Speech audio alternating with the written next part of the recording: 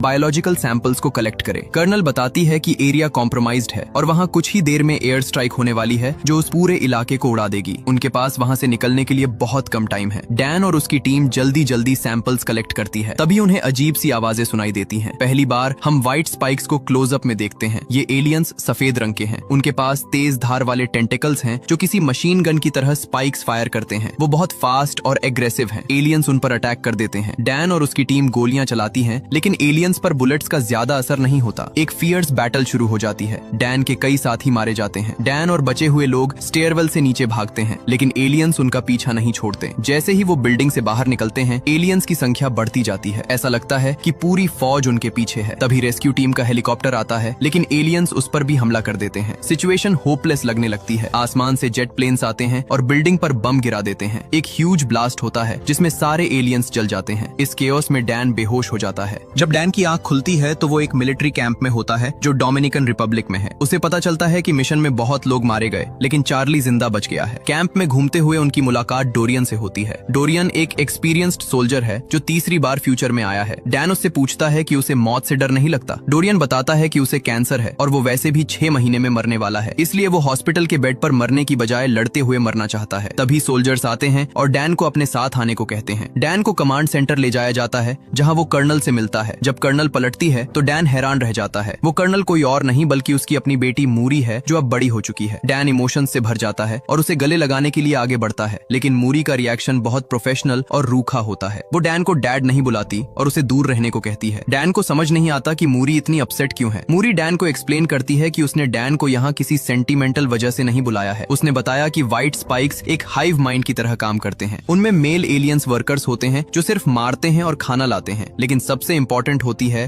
Female queen. Queen जमीन के नीचे छुप कर रहती है और सिर्फ रिप्रोडक्शन करती है। मेल एलियंस अपनी क्वीन को प्रोटेक्ट करने के लिए अपनी जान भी दे सकते हैं। मूरी का प्लान है कि वो एक जिंदा फीमेल एलियन को पकड़े और उसका डीएनए लेकर एक ऐसा जहर बनाए जो उन एलियंस को जड़ से खत्म कर सके। अब तक जितने भी टॉक्सिन्स बनाए गए हैं वो फेल हो गए हैं क्योंकि उनके पास क्वीन का प्योर डीएनए नहीं था। डैन और मूरी स्पेशल फोर्सेस के साथ एक मिशन पर जाते हैं जहां उन्हें एक क्वीन की लोकेशन मिली है। प्लान ये है कि क्वीन को बेहोश करके कैप्चर किया जाए। वो एक गुफा के पास पहुंचते हैं। मूरी खुद नीचे जाकर क्वीन को ल्योर करती है, जबकि डैन को ऊपर रहने का ऑर्डर दिया जाता है। लेकिन जैसे ही क्वीन बाहर आती है वो बहुत पावरफुल साबित होती है। वो चिल्लाती है और उसकी आवाज सुनकर हजारों मेल एलियंस वहां आ जाते हैं। डैन अपनी बेटी को खतरे में देखकर ऑर्डर तोड़ता है और हेलीकॉप्टर से नीचे कूद जाता है। वो मूरी की जान बचाता है और मुश्किल से क्वीन को एक बड़े से केज में कैद कर लेते हैं। हेलीकॉप्टर केज को उठा लेता है, लेकिन एलियंस अभी भी अटैक कर रहे होते हैं। बड़ी मुश्किल से वो लोग बेस पर